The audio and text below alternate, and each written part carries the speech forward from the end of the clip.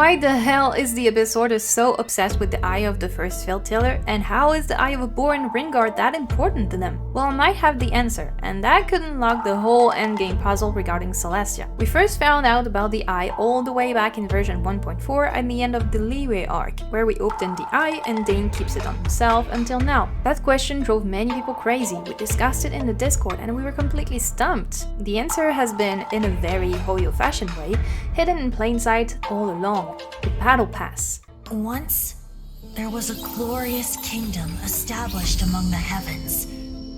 From that kingdom came a crowned heir, tasked with seeking out the Genesis Pearl from the Kingdom of Darkness. There is absolutely no doubt that the Kingdom of Darkness is Ganria. And now, considering that the eye of the first Failed Tailor is extremely powerful and the essential element in the Loom of Fate which can reweave fate, it is obvious that the Genesis Pearl and the eye are one and the same. And knowing that, the Battle Pass is now very clear about the twins.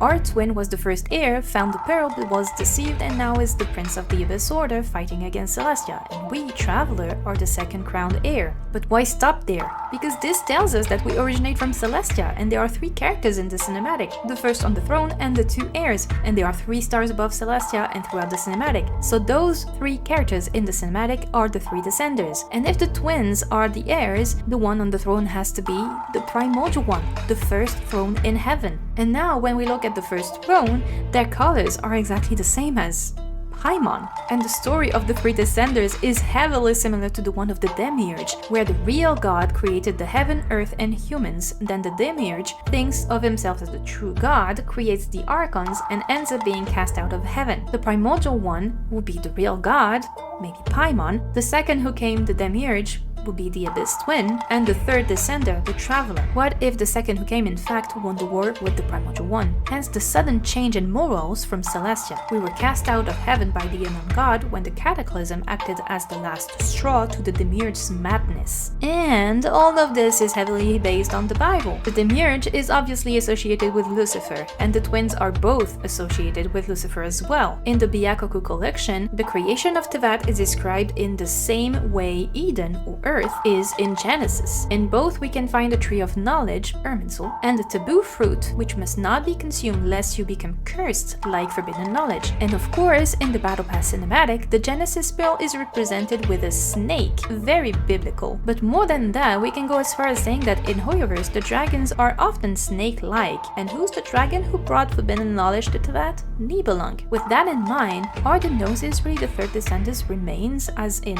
they died? Or was Skirk's master speaking in metaphors? If we are the third descender, it would also make sense that we are now interacting with every element to regain our power, since that's what we were once made of. But then, what to do about us being the fourth descender? Well, the thing is that, are we the fourth descender, or have we entered a new Samsara cycle in which we will take the first throne in heaven? The Creator has not yet come, but this world will burn no more, for you shall ascend. This is in our character's story, and it has to be a hint regarding that. The heavenly principles are indeed asleep. None of them remember anything as to what happened, and their power has been stripped from them or dormant, whether it be Paimon, or Twin, or us. And for those who ask, how does this align with your Paimon is the last moon sister theory? Well, I'm sure you noticed that we receive mails from 2 different Paimons. Paimon, our trusted companion, and Paimon, the system mail.